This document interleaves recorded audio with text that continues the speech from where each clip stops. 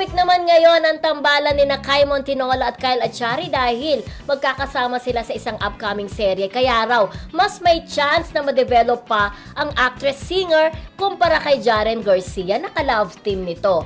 Say na mga Marisol, alam nyo naman, kapag laging magkasama sa taping, may spark na pwedeng umusbong. Kaya ang tanong ng mga fanay, trabaho nga lang ba ito o magiging totohanan din? O magiging katotohanan. Ikaw, ano mo dyan? Anong take mo dyan na pwedeng ma-develop si Kai at saka si ano? Alam mo, pag talagang tumatagal ang pagsasama, may ganun eh. Hindi mo maiwasan. May ganon. May ganon. Oo.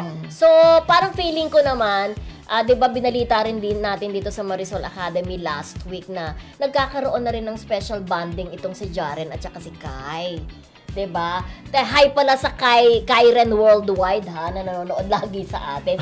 In fairness naman sa kanila, may banding, nanood sila ng sine, bumili sila ng shades, nanood sila ng movie, nag-dinner na rin sila kasama ng pamilya ng bawat isa. At saka may mga nagre-request sa kanila sa mga shows, di ba, na gusto magkasama sila, di ba? Oo, lalo na sa katatapos lamang ng Star Awards. Nila, pangalawang beses na nila mag-opening number sa atin. Correct. Kasi sila naman talaga ang nire-request ng mga fanay. Correct. Okay, at ito yung sinasabi ng mga fanay.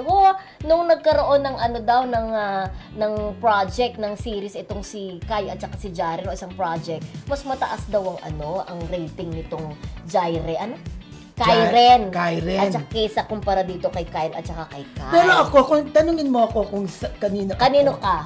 Kay at saka kay Jaren. Okay. Ikaw?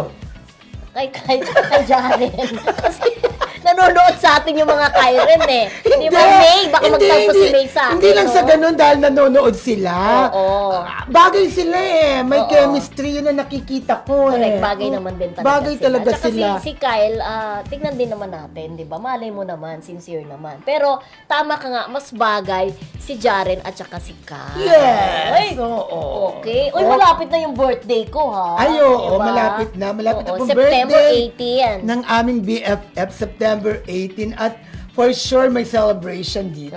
No? For sure, may food tayo. May food. Okay!